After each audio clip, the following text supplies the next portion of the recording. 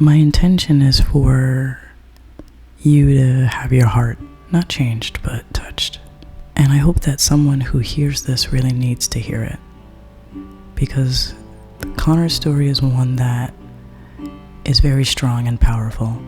Sometimes when we share our stories of hard times, it can really help us to encourage ourselves when we look back on what we've gone through, but also to encourage others, because at least for me, it's good to know that I'm not alone and that I haven't been alone in the difficult and dark places that I have been.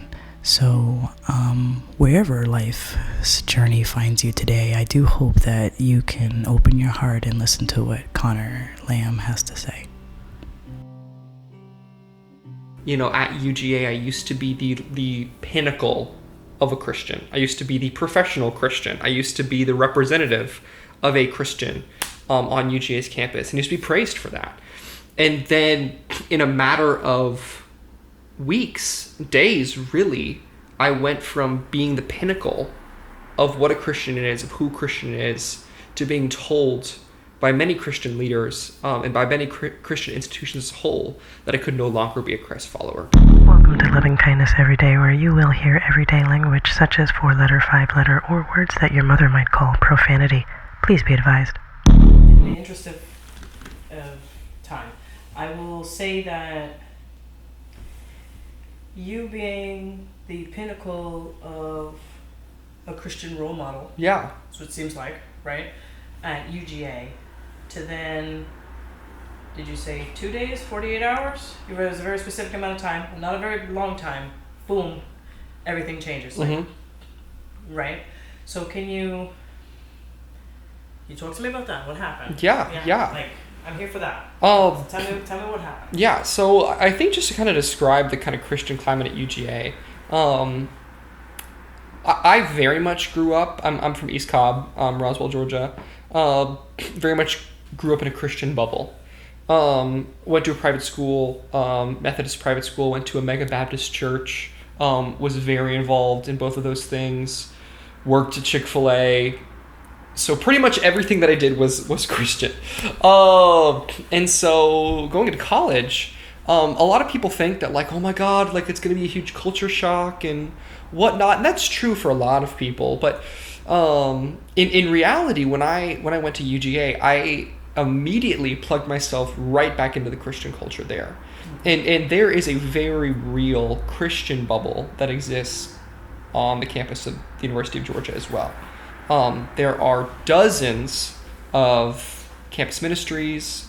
There are 100+ churches in Athens, with church plants coming every year.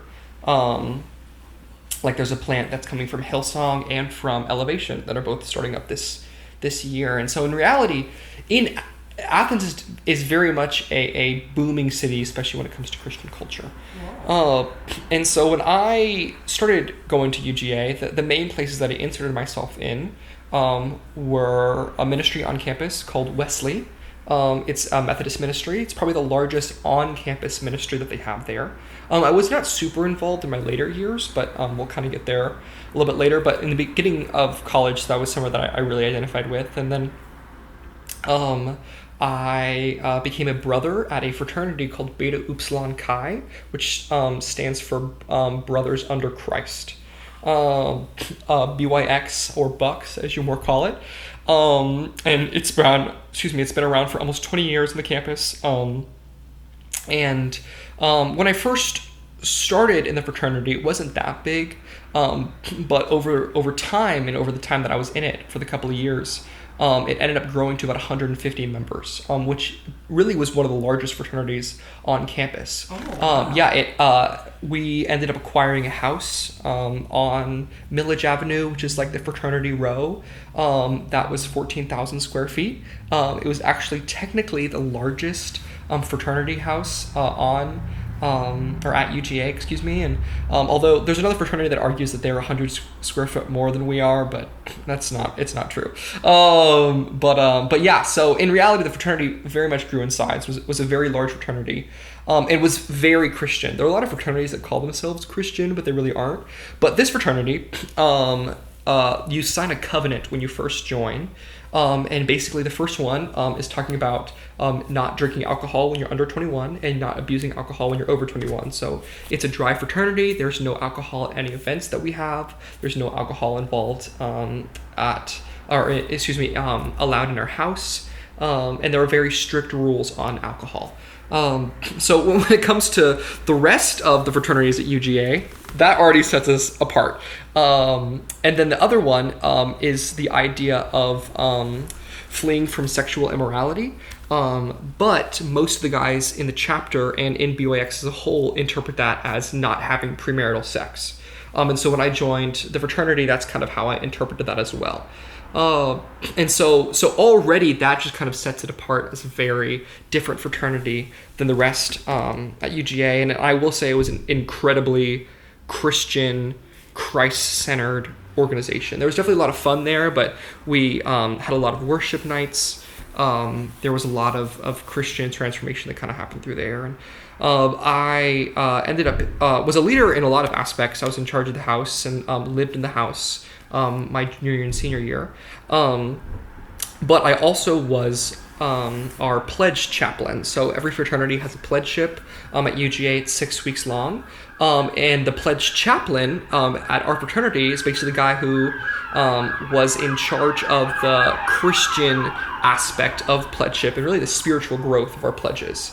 And for many in our fraternity, pledgeship is a very growing season spiritually. And so I pretty much was like the pastor of that time and would give sermons every week. And many guys opened up to me in a very deep way through that experience. And then the last place that I was really connected in Athens was Athens Church. Athens Church was kind of a partner / plant church from the larger North Point body. But Athens Church does not stream Andy Stanley every Sunday. If they ever do show Andy Stanley messages, they were always past messages. They were never live. And about half the time, Athens Church would have their own live speakers. They're a part of North Point's Irresistible Church Network, but again, they're not technically a North Point church. They have a lot of North Point similarities, but they don't have all the ministries of North Point. And the church is run a lot differently than North Point and has a lot of its own theology than North Point. And while I was working there, I originally started in our kids ministry in Upstreet, but I ended up moving into a new role that I created, which was our college outreach director. And I was a part-time staff member there, and basically my job was to be the face of our college ministry. And Athens Church by far had the biggest college ministry of any church in Athens. We would do events once a month called college nights. There were about 1,000 plus student gatherings that happened in our auditorium that were very similar to like a Passion-y experience. And were really incredible. And we've had a lot of speakers there from Sadie Robertson and some others who have spoken to those events. So it definitely has a very wide reach. And at those events, I would be photographed all the time. I pretty much knew everybody. Again, I was kind of the face of the ministry. And so at UGA's campus, I was kind of known as the Christian guy, as the guy. And even in our fraternity, a lot of guys looked up to me kind of as the Christian role model, as the Christian leader, just because of the positions that I was in, and same with the church that I worked for. And at the time, I was also planning on going into ministry and becoming a pastor and going into seminary after school at Dallas Theological Seminary. But a little bit of a detour happened. Yeah, so basically, I have experienced same-sex attractions since I was 5, and I remember opening up to my parents about that back at that young age. I don't know if they really even remember this experience, but I remember when I was 5, I think I told my mom I had a crush on a boy, and kind of something happened, and she ended up spanking me for about 30 minutes. And I don't think that she even realizes what she was doing at that time, but from a very young age, it was very clear from my family and from the world that this part of me was not moral, that it was not correct, and that it was wrong. And so going from that was something that I kind of hid for a very long time. Going into elementary and middle school, I was bullied a lot. I'm not the most feminine of guys out there, but I'm not really the biggest sports fan either. I like to sing. I usually had a lot more girlfriends than guy friends. And so especially in a Christian middle school, the word gay gets thrown around a lot. And in reality, I don't think people really calling me gay as in a homosexual. I just think that the word gay and shit kind of became a tandem. You know, if someone called you gay, they were just calling you shitty. And so I remember, especially in middle school, I was like, no, I'm not gay. Like, this can't, like, no, I'm not. Because I also didn't want to be shitty. And I also knew that this was not okay just from my own parents and personal experience. And so I really kind of repressed that. And also, I think especially in the areas and at the time that I was growing up, the kind of narrative was that being gay wasn't actually a thing. That you were same-sex attracted, but you were still straight. You know, and because of the environments that I grew up in, I had never actually met a real gay or queer person until I got to college, just because of the circles that I ran in. Not at school, not at church. I think I ran into someone at Chick-fil-A, but it wasn't, I had never really had a real relationship, even friendship, with someone who was LGBTQ until I got to college. And so really throughout middle school and high school, I just kind of thought that I was straight, like fervently believed that I was straight, but that I just had this same-sex attraction on the side. And so I tried to date girls in high school to no avail. The only time that I ever really kissed girls was for musical theater, and that was gay on so many levels. And so but I still fervently believed in my heart that I was straight, even to the point where my junior year of high school, I like shared my testimony on stage with a bunch of my peers on a mission trip, and said that I was not gay, because I that wasn't a lie, because at the time I fervently believed that I wasn't. And so going from that into college, I still had the same thought. I did not think that I was gay. I just thought that these same-sex attractions would go away. I just thought that I was going to meet the right girl, and God would do the rest. And I'd never opened up to anybody about my same-sex attractions until my sophomore year. In that fraternity, BYX, I used to be called the BYX therapist. Like, everyone would come and like talk to me about their issues. And a guy ended up coming to me my sophomore year and telling me about his same-sex attractions. And I remember just feeling so convicted by the Spirit of like, oh my God, Connor, like, this is your time. Like, you need to share this. And so I shared it back with him. And I remember we both cried for like 10 minutes just because neither one of us had ever shared that aspect of ourselves before. And neither one of us were really attracted to each other. And so we kind of were able to confide in each other about our same-sex attractions. But even at that time, I still fervently believed that it was sinful.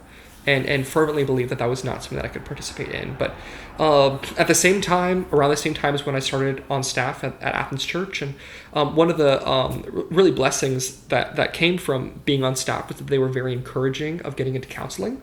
And so I ended up getting a Christian counselor. And the first meeting that I had with him, I shared my testimony with him without the gay part, and then was like, so there's also something else I need to tell you. I like men. But I was like, and I followed it up with, but I know that that's sinful, and I want to like women. And secretly, he was actually affirming, but he didn't tell me that because he didn't want to shape my own beliefs. I think he wanted me to kind of get there on my own. And so there were a couple of conversion therapy tactics that I personally wanted to kind of go through. That we kind of went through and that I went through by myself. And this was really now into the fall semester of junior year of college. And can I ask you about that? Can we do a pit stop? Yeah. Conversion therapy? Yeah. A little bit? Can you tell me a little bit about that? Yeah. So there's you said I wanted to go through. Yeah. You said I wanted to go through. Yeah. So I've been reading a book recently called The Velvet Rage, and I've been doing a book club through Renovis for that. And in that book, it talks about the fact that in reality, this secret that we harbor for so long, homosexuality and same-sex attraction, isn't really a secret to us. It's a secret that we have to the rest of the world. But the real secret to us is our own self-hatred. and I remember that was in the first chapter of the book, and it really hit me. And so I think really where the whole desire for conversion therapy came out of was a self-hatred. Was a hatred for a part of myself that I wanted to change, and that many people in the conservative Christian world encouraged me that it could. And so I did a lot of research online about conversion therapy. Never if it was valid or not, just how to do it. And so I didn't do anything medical. Like some people say that if you use more testosterone or work out or do all these things that then you'll be attracted to women. Mine was a lot more spiritual and physical. Which is kind of crazy, some of the stuff that it did, but a lot of it had to do with female pornography and prayer around female pornography. Make me like this guy. Yes. Things. And having other people pray for you while you were watching female pornography. Whoa. Yes, which was a very uncomfortable experience. Is this like church orchestrated? Like, are people doing this? Yes, very much so. Whoa. Which is weird because, like sexual morality and especially pornography is so taboo, even to talk about in the Christian culture. And so the fact that people encourage you to fall into that, it was crazy to me. It's like, okay, so you're going to say that same-sex attraction is a sin, but we're going to try to beat that with a different sin? Like, what? I don't think that's going to work. This one is a better sin. We like this one better. Yeah, really. And I'm like, and it didn't work, newsflash. But yeah. The conversion therapy really ended with my counselor encouraging me to date a woman. And to try to see what that was going to be like. And specifically, see if I would get, and I don't know if you're going to have to edit this out or not, but see if I would get aroused. So, just so that you know, you haven't probably heard the show. This is an everyday show. People are going to say all types of words. The words you say, if you say shit or fuck or erection, like, you're not going to get edited. Okay. Like, like I told you before, I feel the stories are important. Okay. And I feel like I don't care about the bullshit. Okay. You know what I mean? Like, honestly, like, we're just talking heart to heart. Yeah. Like, that's actually wild. I didn't realize that that's a thing. Yeah, huge thing. So, whoa. So yeah, and so really, like, the whole point of all of this was to see whether or not I would get an erection. Was if you watch this pornography, if you did certain things, was this going to happen? Now, the extreme of conversion therapy is shock therapy, but that's never something that I experienced and never something that I really wanted to go through. I think as a world, or at least as an American world and a Christian conservative world, we are taking steps away from that. But, for me, a lot more of it was spiritual. That's something that we have not stepped away from. Can I ask you a question? Yeah, go ahead. Oh my goodness, like, how did you feel about the results? Yeah. Incredible sense of shame. Like, I mean, and it's also like, there's no roadmap for attraction. So, like, it's kind of even hard to define attraction. Like, and there's so many different types of attraction now that I've learned, but, like, at that time, and especially in the Christian culture, all we think about is physical attraction. And for me, also being someone who's very success-driven, I'm an Enneagram 3-wing 2, like, the fact that I was failing at getting an erection for women, like, really, like, crippled me. And it also made me think that there was something wrong with me because I would be told by other people that I should be getting an erection from watching these things, even though I wasn't. Yeah, for sure. When in reality, I was really just creating traumatizing experiences for myself. Yeah. Now, going into when I was dating that girl, she was actually the president of another sorority at UGA. And I think that's kind of why I felt attracted to her, and not attracted, but why I think I felt drawn to her. Is in all of the girls that I'd ever pursued, it was kind of all about how would they make me look as a person. I definitely grew up in a very image-oriented family, and so, like, image was always a big thing for me, thinking about that, and I think that's true for a lot of Christian leaders as well. But I remember I truthfully enjoyed telling people that I was dating the president of the sorority Of course. more than I actually enjoyed dating the president of the sorority. And I remember specifically, it was one of our last dates. We went out to eat, and she didn't live too far from Athens, and so we went out to eat in her hometown. I planned the whole thing. It really was romantic. But we ended up finishing the night at her parents' house, and I ended up smoking a cigar with her father. And I felt like such a badass because I was sitting there with like bourbon and a cigar, just like risen up, her dad, her mom. I felt so accomplished. I made it. Yeah, really. Finally. Here I am. And on the way back to Athens, we were driving, and I had asked if I could hold her hand because that's the farthest I went with her. And I remember my counselor saying, like, Connor, you know, one of the things about guys, especially like you, because you've really never done anything physical, like, whenever you like really experience a physical interaction with a girl, you should get aroused. And so I remember holding her hand in the car and being like, oh. Like, is it coming yet? Like, am I gonna get a boner? Like, ooh, like, come on. I remember trying so hard. And my hand fell asleep. There was no blood flow happening anywhere. And from that moment, no, but really that was kind of the tip of the iceberg. And then that kind of relationship crashed and burned. But that was really the tip of the iceberg of holding this girl's hand, not wanting to hold her hand, not wanting to get an erection. I was like, okay, this feels so unnatural and so wrong. And I don't think that it's this specific girl. I think it's a girl. And so I remember going back to my next counseling session, and I told my counselor my story. And at this point, like, I hadn't like accepted it to myself, but like I kind of knew it was coming. And he was like, Connor, and this is like, my counselor was like a really jacked guy, specializes in sex therapy. He was like, Connor, I'm gonna be honest with you. I don't think you're attracted to women, and I think you're attracted to men. So you got 3 options, okay? You can either continue to date women and marry one. I'm not going to suggest that one, but a lot of people do it. You can be celibate. You can see what you believe about celibacy, or you can see what you believe about dating a man.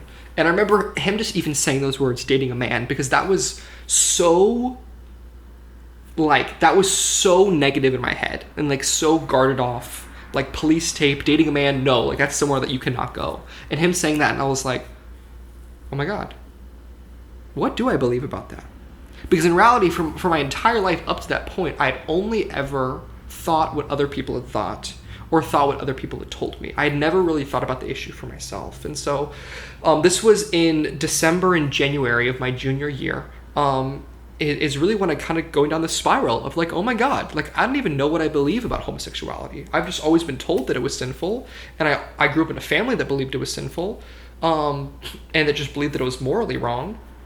But what do I believe? And so that January, I decided to read the Bible in its entirety in a month.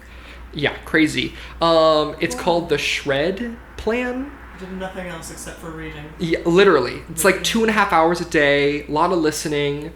And there's some, love you, Jesus, but there's some boring aspects of the Bible. But Second Chronicles is really interesting, but not after you read Second Kings. Yeah, you're doing it again. Yeah. You're just doing everything exactly. again. And there's like slight differences, and that's cool, but I don't know.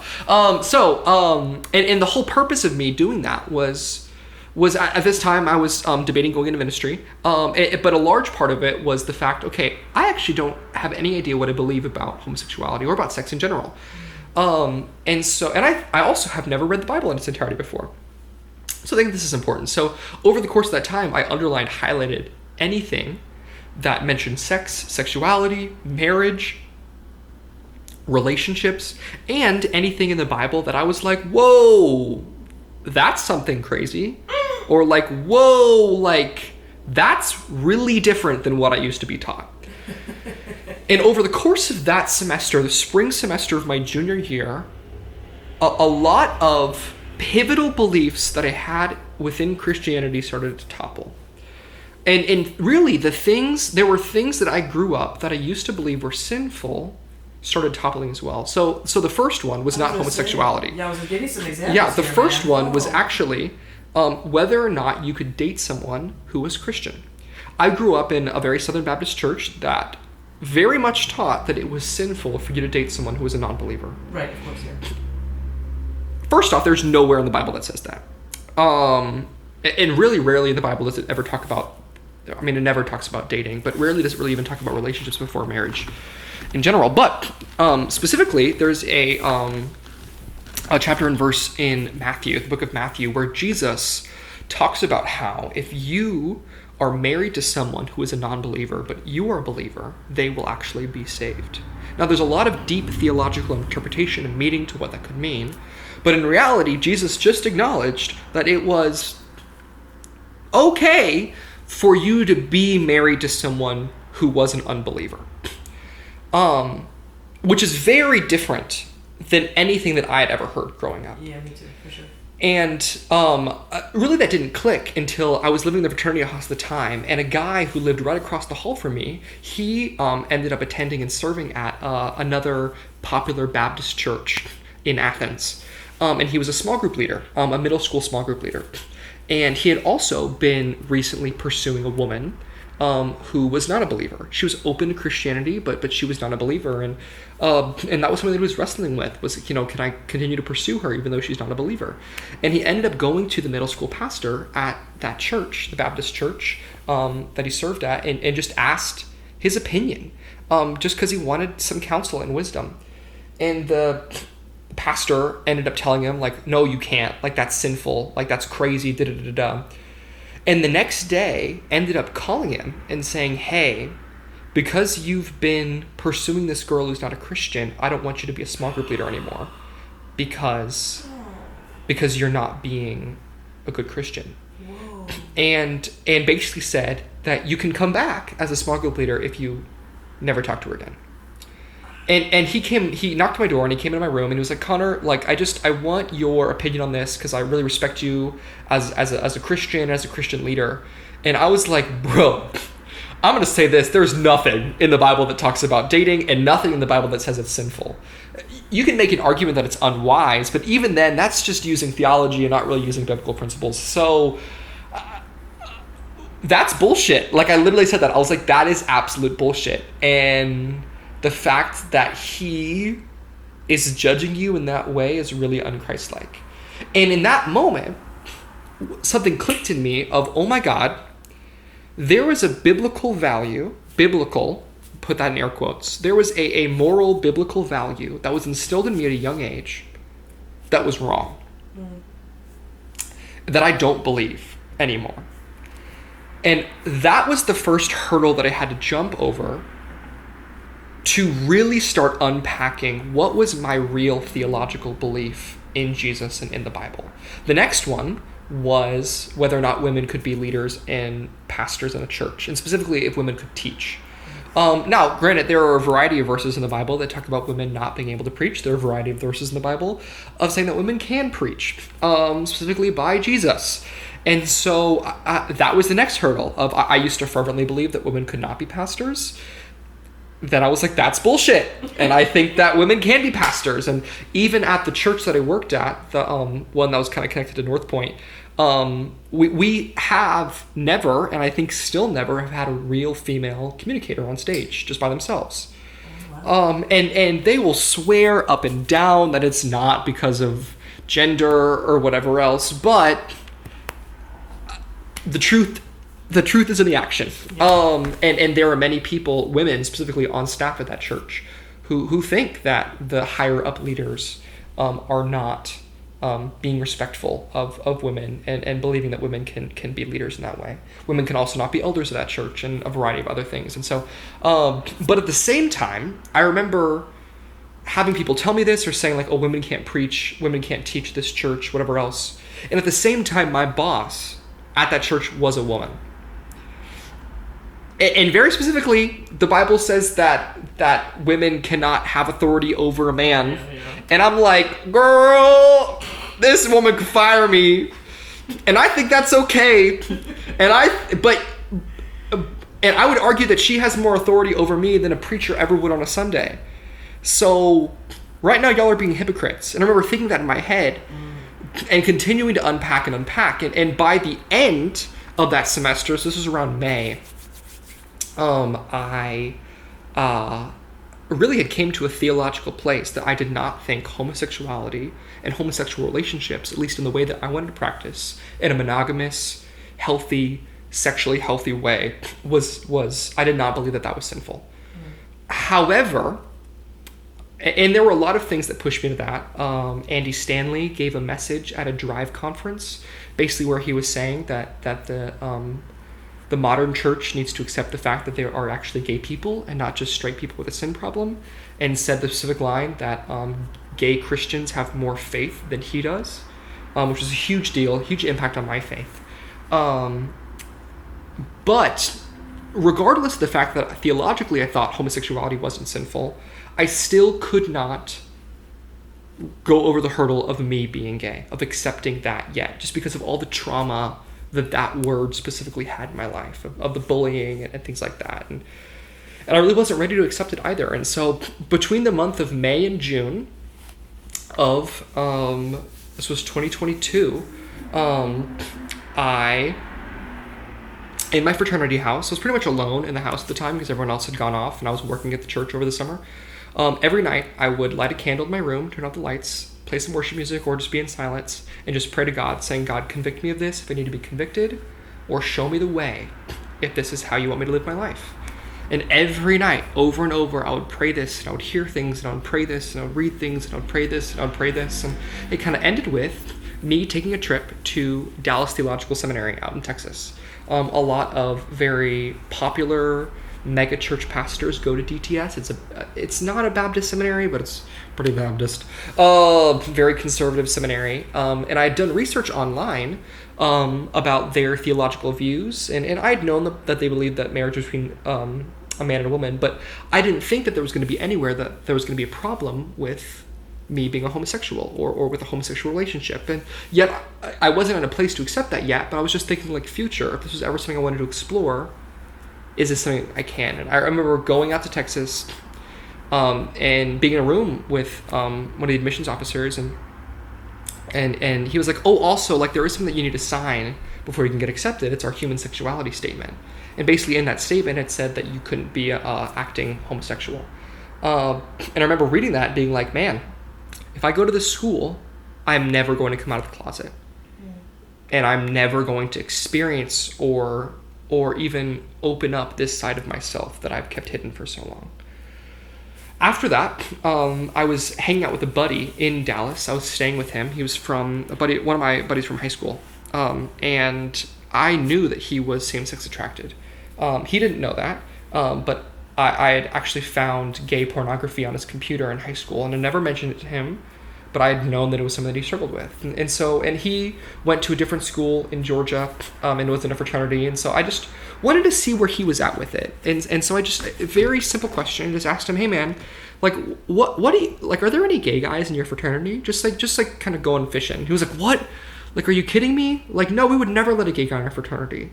Like, if there was a gay guy that ever flirted with me or talked to me, I would punch him in the face right then and there.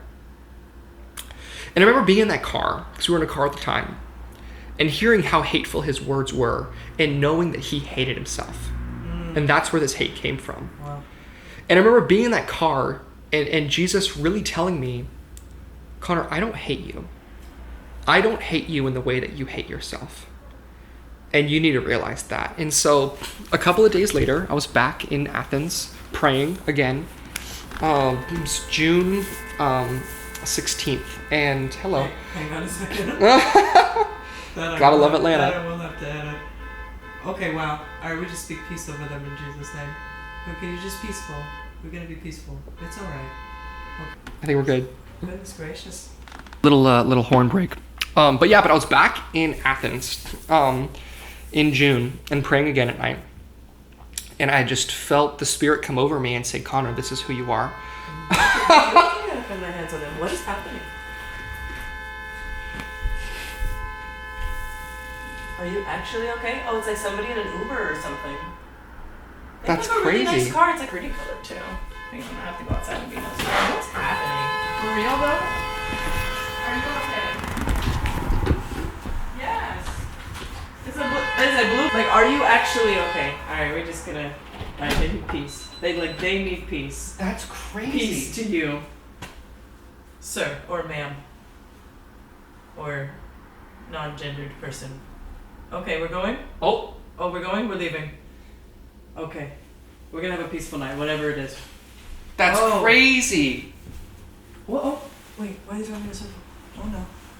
Okay, alright, we're going down the street. Okay. They didn't leave.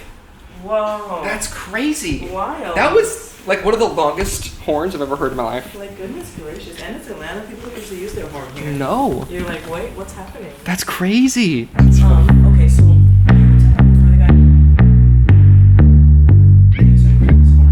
you were explaining to me about the young man that you obviously kind of saw in high school. Yeah. He was clearly same-sex attracted, but was kind of like big time in the closet, Yes. Haggard style. Yes. And so you're asking him, and are you in a group, like you in a car with other people? No, Or is just it us you two. guys? Just us two. Okay. Mm-hmm. So yeah, and he's dated girls in the past and whatnot. And my friends in high school, Christian school, like use the F word a lot, like fag, use the N word a lot. All white boys, and we're definitely very homophobic and still are. So and racist. So it did not shock me that he kind of came from that, and we went to the same church and all that. So he was in a fraternity called KA, Kappa Alpha, which is like known as like a really big old row fraternity. Old row meaning like oldest, coolest, but also like strictest when it comes to like reputation. Like, you know, they're really caring about the reputation, so they want the best guys, and I don't think gay falls into that category. So I think there's a lot kind of to do around that, but yeah, going out of that and just kind of that self-hatred that he experienced and that I knew that I had inside of me. Going back to Athens, I was just praying. I think it was 2 days later, just praying one night, and I just felt the Spirit come over me and just saying like, Connor, this is who you are, and this is how I made you, and that's okay. And I actually have a note in my notes app on my phone from that night of just kind of spiritually dumping kind of what I felt like I was hearing from the Lord. Just kind of freeing me from the shackles of shame that I had put on myself for so long. And that the world had put on me as well. And from that point is really when I would say that I called myself gay. And when I thought that was okay, and that having a relationship was okay. A lot of gay people and queer people will go through a phase of thinking that celibacy is the right way to go. I never went down that path, because I very much understood that God created us to be in relationships. Now, I think choosing celibacy is a wonderful thing, and if you feel led to do that, then that's great, but I kind of knew that God was not leading me to choose celibacy, and that was not a desire of my heart. So I really never understood that argument that all gay people had to be celibate. It just didn't make sense to me at all. So really from that point in June, I felt like I was gay, and really accepted that. But at the same time, I knew that was probably going to alter a large part of my life. I knew that my parents were not going to be accepting of that whatsoever. I thought that most of my friends were not going to be accepting and supportive. At the church that I worked at, there was a contract that I signed that said that you could not be a practicing homosexual and work at this church, or serve at that church, or at least serve in leadership or family ministries. And in the fraternity that I was a part of, I didn't think that I was going to lose my membership or anything, but I'd known 4 years ago that a guy had ended up coming out. And at that point, 4 years ago, they actually had a provision in the covenant that I mentioned earlier that you could not be acting homosexual. But they ended up taking that out. Wow. And so under my assumption, I thought that okay, maybe they were a little bit more accepting, but I just had to, refrain from having sex with guys and whatnot, which I was totally fine with, because really my sexual morals pretty much stayed the same from all of that. But I knew that a lot of the guys in the fraternity were not going to be supportive if I came out as gay. And so I kind of knew that this was going to affect a large part of my life. And so at the time, I was not planning on really coming out until, or at least making that information super public, until after I graduated from college. In the months or in the weeks that followed, I ended up coming out to my counselor as gay, not just as same-sex attracted. Came out to a couple of friends who were all super supportive and knew that they would be. And then ended up coming out to my dad. My dad had actually previously asked me about a month prior, before I kind of accepted it, if I was same-sex attracted. And I said yes, and we both were crying. And I told him I was still kind of figuring out where I stood on the issue. And at a wedding that we went to in July of 2022, I told him, I remember watching the wedding, having the people do their wedding vows as a heterosexual wedding, and just believing, man, I want this so bad, and I know that God has this for me. And it was me and my dad in a car driving from Alabama, and I just told him, I was like, hey, this is where I'm at, and he was like, I love you. I don't agree with this, and I don't support it, but I love you, and I'll figure it out. And I told him that I didn't want him to tell my mom, and that we needed to figure out a way to tell her, because I knew, and this is different than most families, I knew my mom was going to take it worse than my dad. My dad is a lot more of a level-headed thinker. My dad's a peacemaker.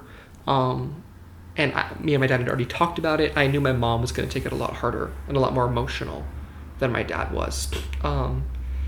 And so a couple of weeks later, I ended up telling my mom in August, right before I went back to school. And my dad was in the room. And it went fine. I told her, and then she didn't really say anything, and so I kind of just started word vomiting to fill the awkward space. And the first words out of her mouth were, "I love you," which I'm very grateful for. And then she kind of stopped talking. And then she said, "I love you again, but I'm never going to be able to support you in this." And, that hurts. But in reality, I was still grateful that she had at least, loved me, and that was okay, and whatnot. We kind of continued the conversation, and it was okay. But I remember kind of leaving the room and then going to say something to them after they had gotten to their bedroom. And I remember walking by my parents' bedroom and seeing my mom kneeling at her bed and praying. And I was like, man, our prayers are probably totally different. And that, kind of, I don't know, it hurts to know that your parents pray for something different than what you so fervently believe. But I digress. Going into that school year, our relationship, me and my parents' relationship, was definitely really rocky. We were really close before then, but after that, it really definitely took a downward spiral. Still a big leader in the fraternity, was still living in the fraternity, was still working at the church. I ended up telling my boss at the church, and he actually was incredibly supportive. Our college pastor, he and I are actually still really close friends to this day. I don't know if I would necessarily say that he's affirming, and I don't really know if he would even say if he has any real theological solidifications on the issue. But if he had it his way, I would still be working for him. And if that's not affirming, then I don't know what is. But he told me that, if I decided that I wanted to act on that, or if I wanted to make the information of me being gay public, that I was probably going to have to shoot that up the food chain at the church, just because we knew that it was a problem with me being on staff. And so, and I kind of knew that. I didn't think that was going to be a problem. I was just honestly grateful they didn't fire me on the spot. And he and I just grew so much deeper through that conversation. Remember the next week, my parents ended up coming up and visiting me in Athens. And that was probably one of the worst conversations that we ever had. We were out to dinner, and my parents pretty much said that I needed to step away from any Christian leadership role that I was in, because I was going to be a false teacher and be judged in heaven, and that God was looking really negatively on me in this season. And it was really hard. My parents had been very encouraging of me going into ministry. Well, they kind of got around to me going into ministry. At first, they didn't want me to go into ministry because they thought I was going to be poor, and money's a big thing in our family. But it really hurt to know that my parents, who used to be my biggest supporters when it came to being a Christian leader, now thought that I was no longer fit to lead, just because of not even something that I had acted on. Like I really still had not even acted on this, but just something that I identified as, and that was really difficult. But around the same time is when I was in the process of becoming nominated for homecoming court for UGA.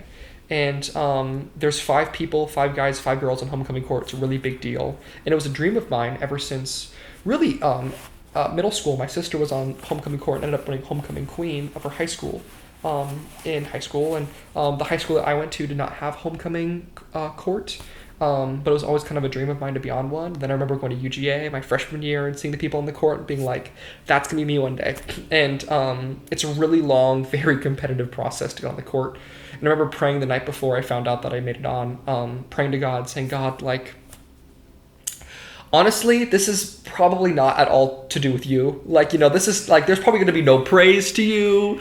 Like, this is probably just because of my own pride that I want to be on homecoming court. But if you can make this be to your benefit at all and make this happen, then please make it so. And I found out I got on homecoming court the next day, and was a huge joy in my life. But I would also say that homecoming court in a lot of ways saved my relationship with my parents, because it gave them something to be proud of me for, and it gave us something to talk about, just because, you know, my whole family wanted to come and support me, extended family, because a lot of our family had been in homecoming court. My aunt was homecoming queen in Auburn when she went, so like homecoming was a big deal, and so a lot of people wanted to come to the game and come to the parade, and there were a bunch of events that we did, and we're really treated like celebrities, and it was lovely. But that was a huge thing for us, and through homecoming court, I ended up representing all of these different areas on campus, these Christian areas. And really, I was kind of known as the big Christian guy on court. And I think that's why the campus as a whole, and we'll get to this in a second, really was shocked at some of the events that followed in the coming months. So homecoming happened, amazing. Me and my parents really kind of hit back at a point that was really good. For a long time, my parents thought that being gay was a choice. And at this point, they still thought that, but we were working through it, and they were wanting me to wait as long as I could to come out or come out to anybody. At this point, I was starting to want to come out in December. So a couple of months from then, just because I had 1 semester left of college. And I really kind of wanted to be able to experience what it was like to be gay and be in college. But I, you know, also was still on the table for me to come out after graduation. But what was really holding me back was the fraternity. And so I remember I scheduled a meeting with our national advisor. So basically all fraternities, they have these consultants that are from the national office, so older people, that come and meet with you every semester. And I was really close with our national consultant, and he actually came the week after homecoming. And I knew that in our fraternity, especially because of how Christian it was and how centrist it was, most all of the big decisions happened by nationals, not by our local chapter. And so I knew if I came out, and if there were any decisions that had to be made, it was going to be made by nationals. And so I really wanted me to be able to come out and nationals be on my side and say, hey guys, for those of you who are like kind of not supportive of this, like Connor's been transparent with us every step of the way, like we support him, we love him, get on board. And so I went into that conversation hoping for that, and thinking that was going to be the outcome. And so we sat down in my room in the fraternity house, and I basically just opened up my heart about how I accepted that I was gay and everything that led up to that, and so many Christian and spiritual moments that pushed me to that point. And there are even more that we wouldn't have time to talk about. In that conversation, I finished, and he said, well, Connor, thanks for telling me. I'm just going to tell you that I don't agree with the stance that the fraternity takes, but because I'm a representative of the fraternity, I'm going to have to share that. So do you want to know what our stance is as a fraternity? And he started kind of going into the fact that the fraternity views any type of homosexual relationship or homosexual action as sin. And then proceeded to talk to me about how 2 guys who had come out in the last year across the country in the fraternity had ended up getting kicked out of the fraternity. And so I don't know if he would admit this, but to me, he very much was communicating that if I came out or if I acted on it in any way, that I was gone. Case in point, done. Which is wild, because there were a lot of other sexual sins that happened in the fraternity, whether it was guys like having sex before marriage with women or whatever else, and nothing would ever happen. Like everyone would know about it and nothing would happen. Even though we had all these rules, in my time in the fraternity, only one guy had ever been kicked out of the fraternity, and that was because he said the N-word. But besides that, no one else had ever been kicked out, really had ever been seriously reprimanded, especially for any type of sexual ethic. And so the fact that they were interpreting sexual morality to be that was just such a shock to me. And I remember after that conversation, I was just bawling my eyes out, kind of having anxiety attacks, and I just kind of felt like I had kind of like a peaceful moment after that of God just saying, Connor, it's time for you to take out your roots of this place, and it's time for you to move on, because you're not going to be able to grow here. And because there was a short time where I thought, well, I guess I'm just going to stay in the fraternity, I'm going to stay in the closet, I'm never going to tell anybody else, and I'm just going to wait till I graduate. And I just really felt like God saying, Connor, this is not how you're going to grow.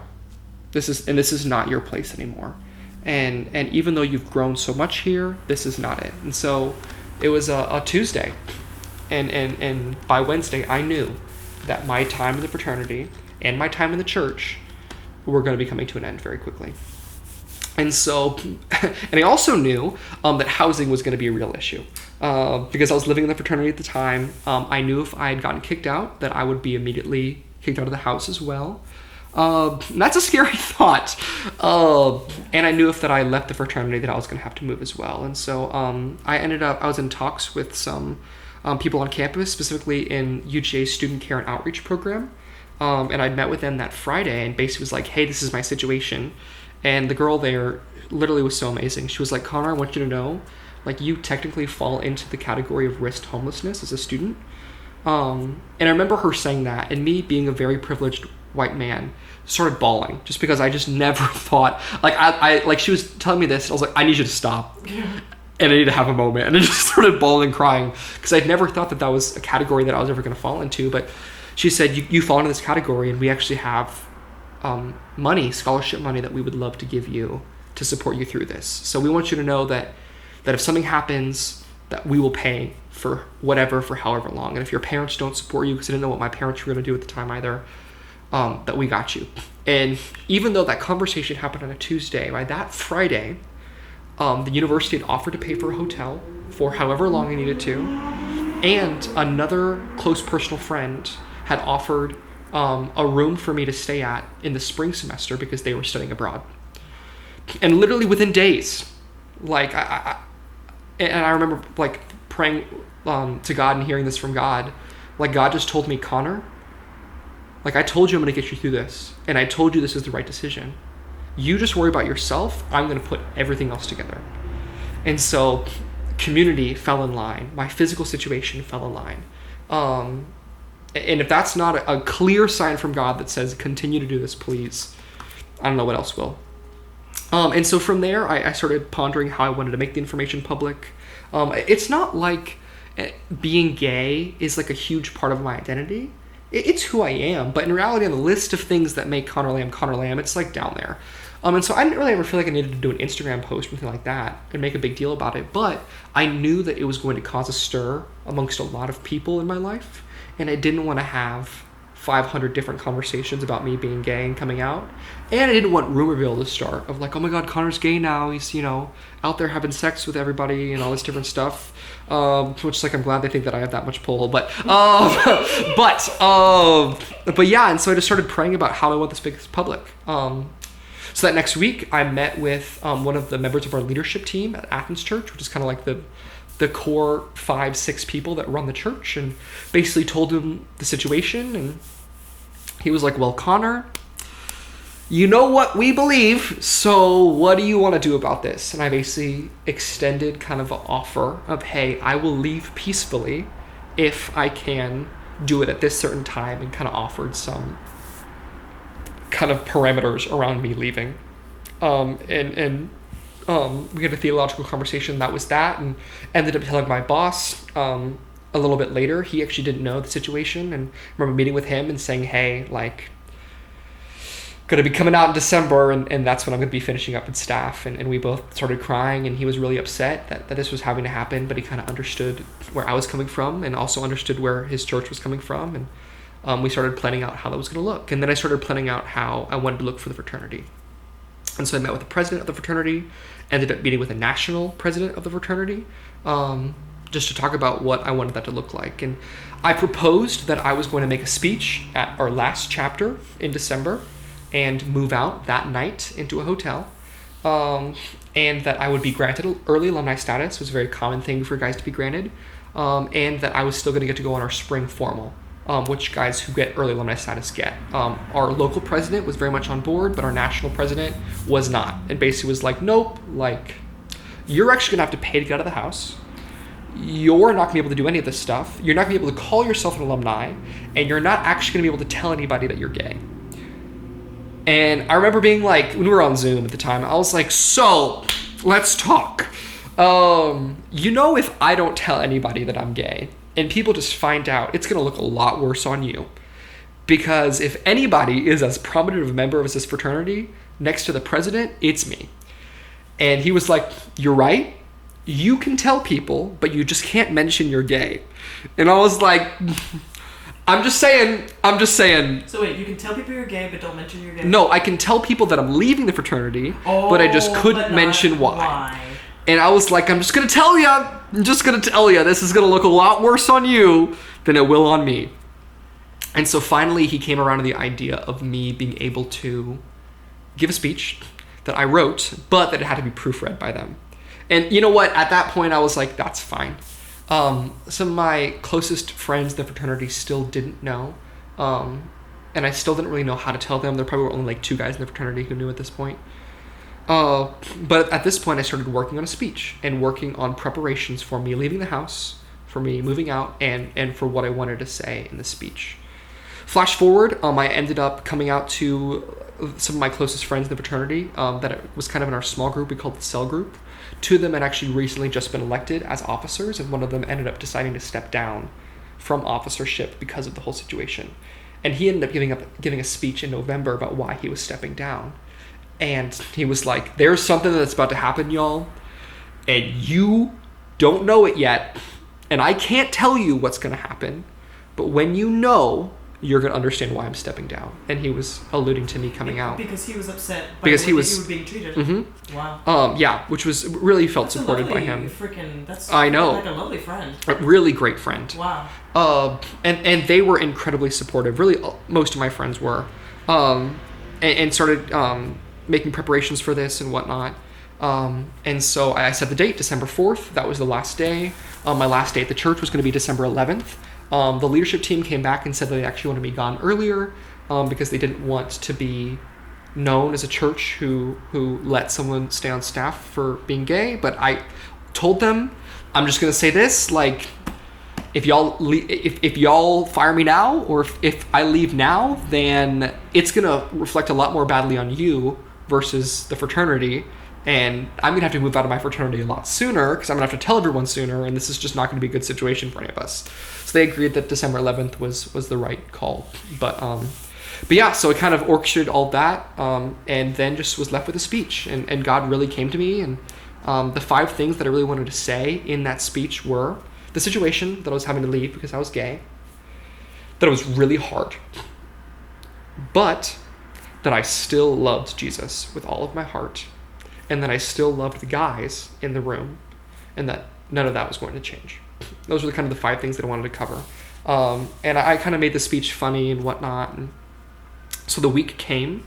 I had booked a hotel room for the university at the Holiday Inn, Liddy. And so that day, it was a Sunday that I gave the speech. I went to church and did my job, checked into the hotel after church, then went and told the new officers that were coming in that week, because still no one knew, only nationals knew and the president.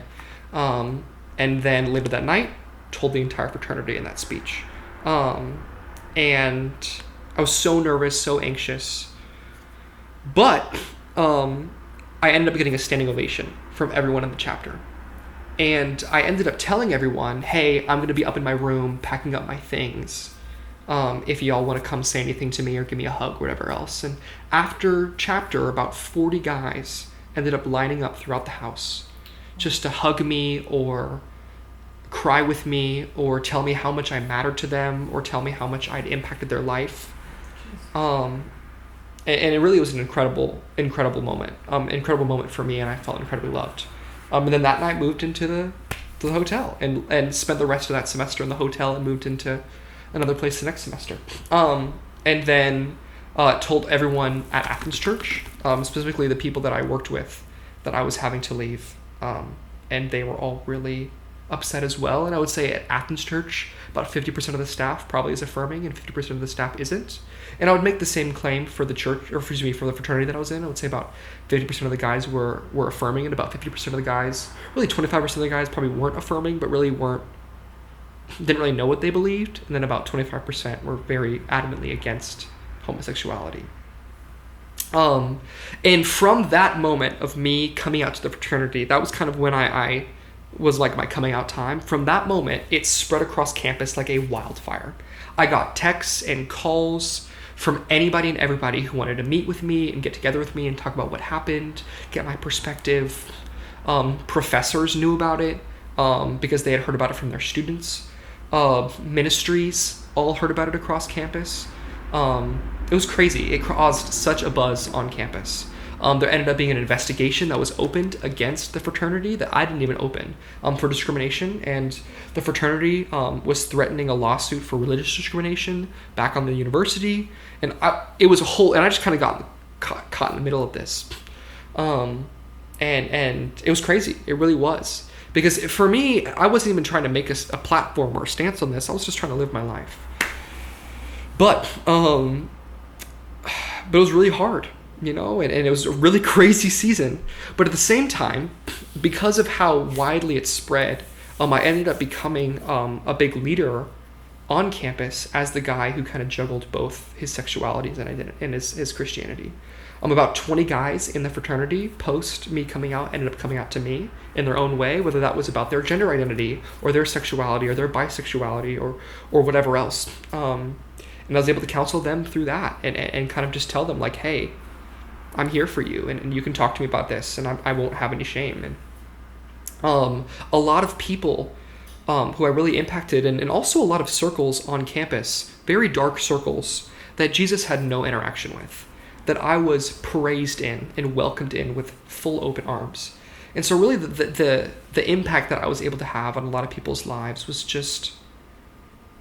And not even my impact, but the impact that the Lord was able to have was just beautiful. And that's why I would never change my life and never change the hardships that I went through, because I know that God has used it and is still using it for the good of those who love him and for the good of those who aren't. And so I know I just kind of word vomited and trauma dumped for a long time, but that's... 828 is what you alluded to. Yeah, that's what we got. So there was something that you said that really stood out to me. It was a while ago, but it's the first thing I really have to go back to. Yeah. You said... Now wait, okay, before I go back to that, excuse me. I want to just clarify, and I'm going to be a little cheeky here and say, this whole time, you hadn't had sex. You were a gay virgin. I am actually still a virgin. Oh, I was about to ask you, are you still a virgin? Yes. So yeah, that's crazy. Whoa. Now I'll say this: I'm still kind of in a weird spot about where I am theologically about sex. I don't know if I would necessarily say that I'm waiting till marriage, but I am waiting for it to be special and for it to be right. That's lovely. Because I think in the gay community, the importance and the meaning of sex has been lost. And I will say that up and down. Especially in the homosexual male community, sex is sad, really. And I've had many people try to push me to lose my virginity. Like not even like men, like just friends. Like, oh my God, just go, like, you need to go lose it so you can, do sex, whatever else. And I'm like, I want to be more special than that, Maybe I'm just a hopeless romantic, but like, my first boyfriend actually happened It was kind of a crazy love story.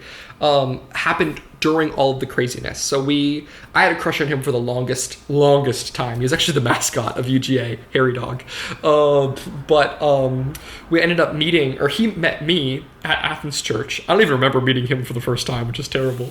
And then we reconnected a couple of times on campus. And then in October, I ended up becoming close with his friends, and we really started interacting through them. And then we started hanging out one-on-one, and he knew that I was gay and that I was coming out because I ended up getting outed in front of him. But I didn't know if he was gay, and really neither did he. And one night, this was right before Thanksgiving, so the month, really actually 2 weeks before all this stuff happened with the fraternity and the church, we were like talking late at night in his room, and one thing led to another, and we were just fully spooning. I remember we were both like, so we need to talk about this, and it kind of went from there. And then I had my first kiss later that week with him, and then we started dating, and it was such a love story, truthfully. And that happened all throughout when I moved out, all that stuff. He would stay with me at the hotel, and I would stay with him at his house a couple of times, and and he really was kind of like my rock throughout all of that, and really was a safe place. Unfortunately, he ended up breaking up with me right at the beginning of January, because I think, and it was very sudden. We went to church together that morning, and he broke up with me that night, out of the blue. And earlier that week, he had made comments about us. Like, we both thought we were going to get married and have kids, whatever else, but he'd made specific comments about future moments, like in May and graduation and stuff. So I had no idea what was coming. And he kind of just told me that he wanted me to be happy, and that he wasn't ready to come out yet, and that I deserved to be with a guy who was out, which I didn't really understand at all, because I really didn't care, because if anyone understood not wanting to come out, it was me. And we really didn't have much of a conversation or clarity, and I would not say that I've gotten any closure since then. We've actually not had a conversation since then. I've tried, but he has not been willing. And that was really hard, because something that I didn't tell you was over Thanksgiving that year, I ended up coming out to my sister. And I thought that she was going to take it really well. She's a couple years older than I am. She's married, lives in Alabama.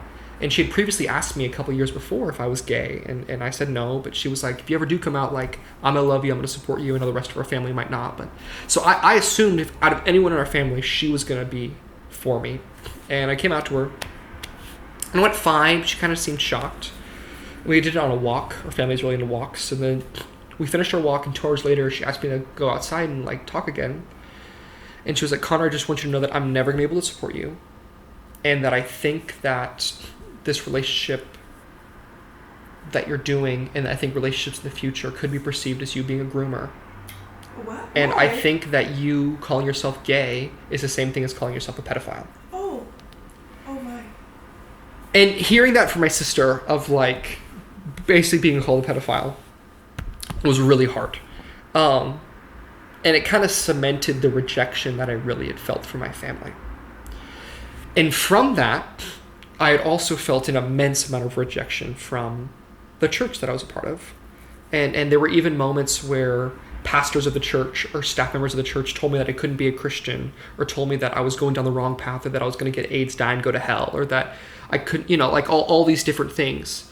And so I felt an immense amount of rejection from the place that I used to call home, my church, my spiritual home. And an immense amount of rejection from the place that I called my real home, my fraternity, the place that I lived, and the community that I really invested myself in. And although there were a lot of supportive guys, there were a lot of guys who weren't. And so on top of all this rejection from my friends, my community, my church home, my family, to experience rejection then from the relationship that I had, it was just an overflow. And really sent me into a real downward spiral that was really difficult to get out of. And I'm very thankful, because a lot of guys do take that downward spiral and go straight into the sex culture of gay life and take that into the denying Jesus and denying Christians and hating Christians and drugs and all those things. So yeah, but positive thing that we were talking about, first kiss was in December. It was an absolute dream. December 22. Yeah, December 22. So a little bit over a year ago. And I've dated and had relationships with other people. Kiss in your life? Well, I again kissed girls from musical theater, but it wasn't. Oh, that's what the musical theater. No, this is your first. No, this was my first real kiss, and the girl that you mentioned holding her hand, you said that's the furthest that you went, and that was it. That was it. That was it with her. So I never really kissed someone who I really was attracted to, or really where it meant anything. And it was, fireworks were going off. It was so sweet. It really was. Yeah, it was amazing. It really was.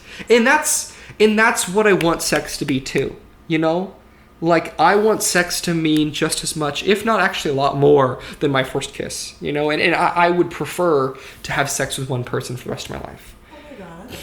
Thank you. And I am kind of a little precious baby. So. You are though. I'm glad you recognize it. Wow. But wow. Yeah, I will say, going into dating after that relationship, especially being on apps and stuff. Coming from a conservative Christian background, I had no idea how crazy the gay sex culture was. The amount of guys who I would go on a date with, and then they'd be like, "All right, so you gonna bottom or what?" And I'm Are we gonna talk? Yeah, you gonna buy me a meal? And then they wouldn't even buy me a meal. I'm like, good Lordy, have mercy. So yeah, I don't know. I'm definitely a hopeless romantic, and I believe in a fairy tale romance. And who knows if I'll ever get that? But you will. You know, I'm hopeful. So faith without faith without action is dead, definitely. But I was gonna say to you, faith is the substance of things hoped for. This is true. I have faith. We've established this in Jesus' name. Amen. I'm excited. Oh my gosh, I have to tell you, because it's your story is so interesting to me, and it's so interesting because you did so much standing up for yourself, for somebody who we talked about it a little bit when we were eating, and I said to you there's a set of kind of things that go with these stereotypes. Mm-hmm. You know, that people say. It's gay man, sex, blah, blah, blah. Especially, you said, I wanted to be able to have the gay experience at college, which straight away in my mind, I'm orgies, Yeah, which is true. And is scary. Gay male orgies is what comes to my brain. Yeah, it's hey, your ticket in is Truvada. I'm okay, So, yeah, and then but also at the same time, Connor, I want to say it to you, and I don't mean to be it might sound condescending, but I really mean it from my heart. You're so pure in the sense of the things that you're saying.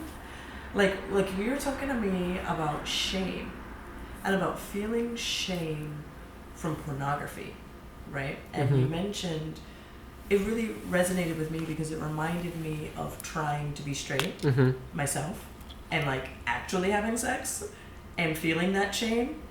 And I remember there was a period in my life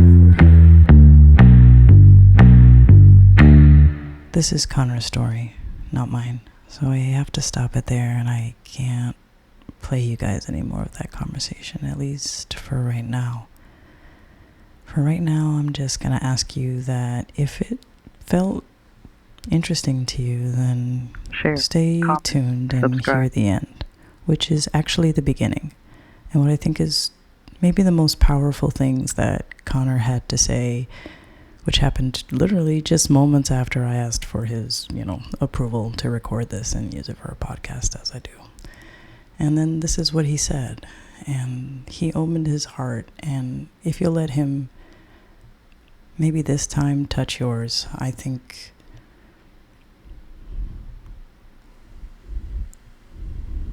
you'll never be the same.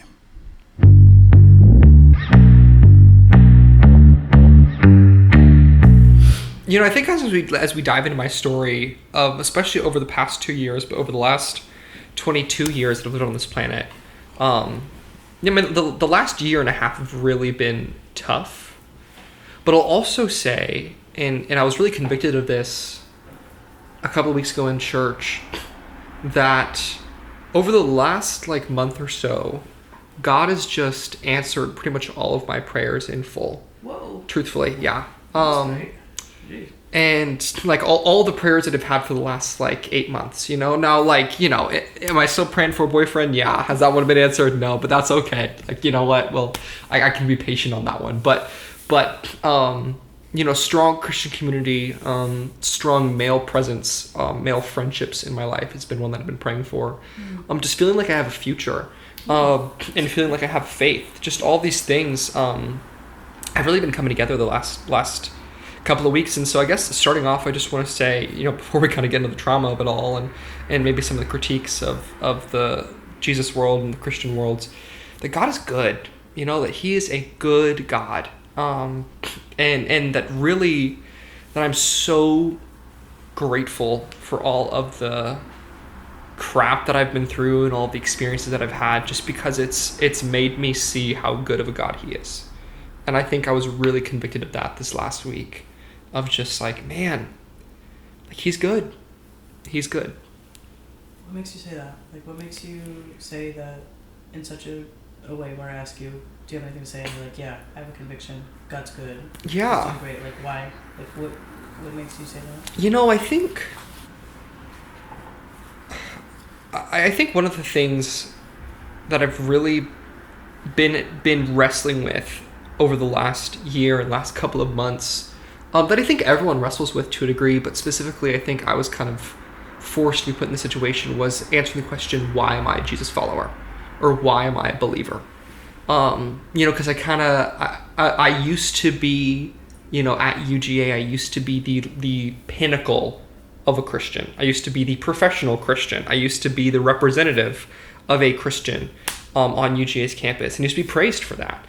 And then in a matter of weeks, days, really, I went from being the pinnacle of what a Christian is, of who Christian is, to being told by many Christian leaders and by many Christian institutions as a whole that I could no longer be a Christ follower because of how I identified or because of who I was.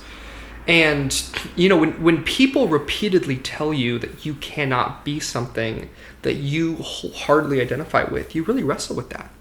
And I think when people who are Christians or Jesus followers hurt you, you can oftentimes ask yourself about whether it's beneficial or real or not to follow the one that they worship as well. Yeah, for sure, yeah. But kind of through that season, I think I really realized to a very deep level of why I'm a Christian and why I am specifically a Jesus follower. And I kind of use those words synonymously, even though I know that they're not. But I believe in Jesus because of the hope that he gives me and because of the life that he has given me. And I think nowadays, especially, like we as humans, we're just all trying to find hope. My aunt, a couple of months ago, actually committed suicide. She was in her 50s. And man, just the lack of hope that you have in the life that you live on this planet is really what I think is one of the biggest driving factors of suicide and suicidal ideations. And I remember being incredibly suicidal back in my middle school and early high school years. And for me, my suicidal ideation revolved around the lack of hope there was, and the hope that there was in the life that was past this one. And so for me, I think really just coming to terms with the fact that, man, Jesus is my hope. And even in all of the hard situations that I endure on this earth, that he is the hope through that as well. And that he is good, and that God is good because of that hope, and that God is good because of the difficulties that we have. And I think another question that is really difficult for a lot of people to answer, and I don't know if this is really a real answer, but it's a real answer for me. The question is, why do bad things happen to good people? Well, first off, what's the definition of a good person? What's the definition of a bad person? But I also think, the reason why we kind of endure things is because we see how real life is. If we didn't experience pain, we wouldn't know what real happiness is or real joy is. If we didn't experience love, we wouldn't know what real hate is. If we didn't experience hate, we wouldn't know what real love is. If we didn't experience failed relationships, we wouldn't really know if one was successful. Wow. That's, And so I think because we experience the brokenness of this world, we can see the perfection of God. And because of that, he is good. So, sorry if that was a long-winded answer, but... No. I mean, I guess I want to, dare I say, because of your answer, especially mentioning your aunt, which I'm sorry to hear about that. Yeah, no, it's okay. But, dare I say, it goes into what, I was saying when you first got here, which was like, it's hard out here, and it's like easy to give up. It is. And so like, is there any inspiration that you can give to people who are like, well, it's all good and fine you say that about God, but like, God had never done anything for me, right? Or like whatever, like maybe somebody more cynical who's like, I don't see the point in it, or like what makes you so sure? Yeah. I think whenever it comes to like giving advice, especially to people who are in such vulnerable places, a lot of times people are unwilling to hear the truth. And I'm not, here to necessarily say what that, truth is, or I'm not trying to mansplain truth or whatnot. But I think when you are in a difficult place, the most important thing that you have to be is honest with yourself. And you have to be honest in answering the difficult questions. And so rather than kind of give advice, my advice would be is to answer kind of these questions for yourself of, why are you alive? Like genuinely, why are you alive? Do you have an answer? Is that answer valid? Is that one that you inherited from your parents? Why are you? And then my follow-up answer is, where do you struggle? Like what are the deepest, most difficult areas in your life? Whether that's your insecurities, it's your pain, your trauma, your past. Where is that struggle coming from that might be putting you in a position of being in a dark place? And then from that, where is your hope? Because in reality, we all have hope in something. Now, it might not necessarily be a positive thing that we have hope in.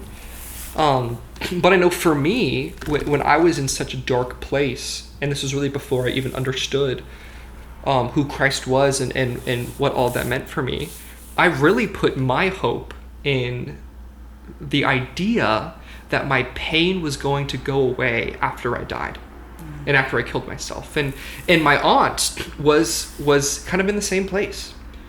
And she wrote a bunch of letters and did a bunch of things about how she was, she was killing herself because she was hopeful for a lack of pain in the next life. And I'm not going to discourage her for believing in that. But I also don't think that it's impossible to have hope here too. And I think that if you really be honest with yourself about where that hope is, about if that's and then asking yourself, is where I put my hope healthy? And is where I put my hope sustainable? Because if you're not honest with yourself about those four things, then the pain that you have, the darkness that you have, is just going to continue to fester. And in reality, no matter what anybody else tells you is not going to matter unless you begin to be honest with yourself. And until you can open up your ears to your own heart, you're not going to be able to open up your ears to someone else's. How do you listen to your heart? Woo! Sometimes I don't, which is not good. Oh, man.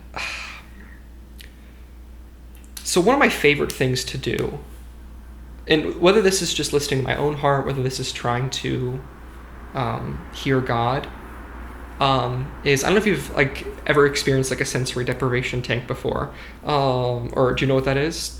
I imagine just from the words that you're basically immersed in something where you cannot see or hear. Yeah, or like feel anything. Yeah, I don't do those that often, but one of the things that I do enjoy and practice is in every place that I've lived, or I used to do this in a room at the church that I used to work for, is I would find a room where if you turn the lights off, there was no light anywhere. Like there was no light showing.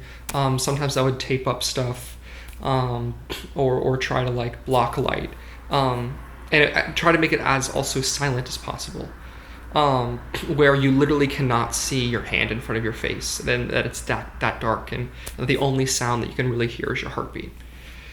And when I'm in like a space like this, my purpose is, because when you're in a space like this, the only thing that truly exists that you can see or feel is your soul. That's the only thing that's there, you know? Like you might be able to feel the ground and whatever else, but in reality, in an absolutely pitch black space, what does your soul look like? You know, your physical body's gone, your, you know, physical attributions, pain might still be there, but in reality, first off, who are you when it's just your soul there?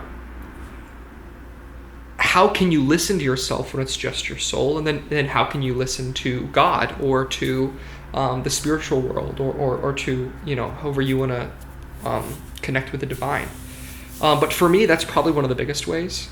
And I think a lot of people experience this similarly when they're laying in bed at night before they go to bed, or they're restless at night. I think that's also a similar experience. It's just oftentimes when we go into the darkness unprepared. So like oftentimes when we lay down to sleep and we're not really prepared for the darkness that we're about to experience, we can end up in darkness. Wow. And I know for me that's very true of when I lie restlessly awake at night in the dark and I wasn't prepared for that. You know, the evil one can seep in, or my evil thoughts can seep in, or the evil aspects of my own heart can seep in, or the negative aspects, or the self-hurting aspects. Whereas when you choose to go into the darkness with the light of your own soul and with the light of God accompanying you, really beautiful things can happen, and you can conquer that darkness through it. So I would say that's probably a big one. I'm very blessed to have some beautiful friendships and beautiful relationships in my life with people who can also call out my heart. And I think that's also a very important aspect of the human experience. I think that's why we have community and why we were not put here alone, and why I don't think it's healthy for us to constantly be alone.